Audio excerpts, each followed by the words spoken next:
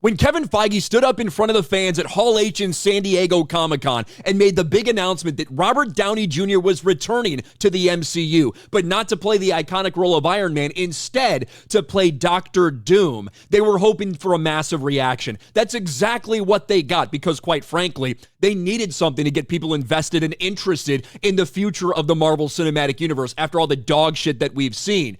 But I'm not sure if they expected quite so much pushback on bringing back Robert Downey Jr., but that's kind of what we've seen. Certainly, there's a lot of people that are super excited about this, but there's also a lot of people out there that are very, very critical of what Marvel has done with this move. They feel it comes off as incredibly desperate, more nostalgia, more member berries, instead of actually righting the ship for this universe. And you saw that play out on social media still, even several days later. There's a lot of people that are fighting about this. So I don't think it was as universally well received as they expected it to be.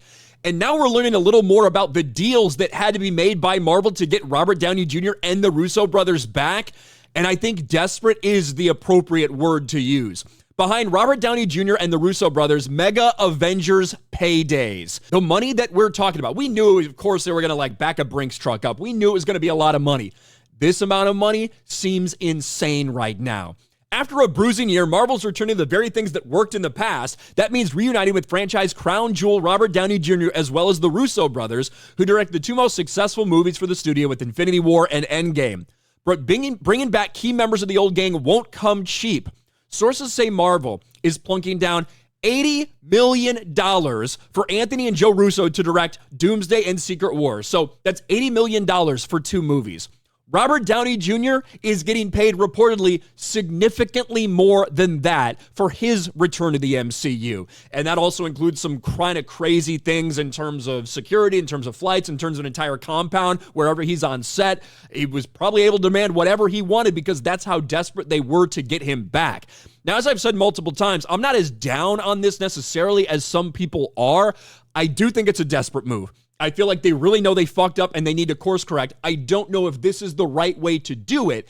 And I think the idea could work, but I also think you just made it significantly more complex and complicated. And to be able to get a good payoff for people at the end of the day, you made it very, very hard for yourselves. But look at this money, $80 million for the Russo brothers and whatever significantly more for Robert Downey Jr. to tackle uber villain Doctor Doom in two tentpoles. The Russos deal doesn't include back-end compensation, but it does contain performance escalators that kick in at the $750 and $1 billion thresholds. And also, their production company is going to produce this, which is kind of unheard of for Marvel. So that might be another chunk that's taken out. So you think about this, $80 million, potentially more in bonuses. Robert Downey Jr. significantly more than that. At a minimum, we're talking about $200 million to get them back for two movies. That's the budget of a blockbuster Marvel movie in and of itself at $200 million. And that's what you're paying your directors and Robert Downey Jr. That is wild. Now, obviously, it's a big gamble. Obviously, it's a desperate move. But now knowing what they paid, it does come off as even more desperate. Now, I will reiterate. I think they know they have fucked up with the direction. That's why they brought the Russos back in with all that money, because the Russos have been very critical of the direction of the MCU. They got rid of Kang. They changed everything. They're changing everything moving forward. They're changing the story. But is it going to pay off? That's a lot of fucking money. And I do think they got what they wanted with this, right? A week ago, people, quite frankly, could not give two shits about the future of the MCU. Today, people do give a shit. People are more interested, some of them in a very positive way, some of them in a very negative way. But there is far more interest in the future of the MCU after this announcement than there was a week ago. Ultimately, that's what Marvel wanted with the big announcement at San Diego Comic-Con. That's what they got. But when you're paying that much money out before anything else, before production starts, whatever, this is an insane amount of money.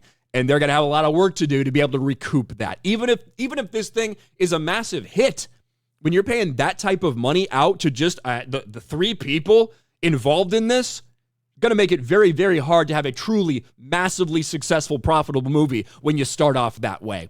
What do you guys think about this? Let me know in the comments section below. Smash a like button, subscribe to the channel, ring the bell for notifications, share this video out there, and I'll talk to you later.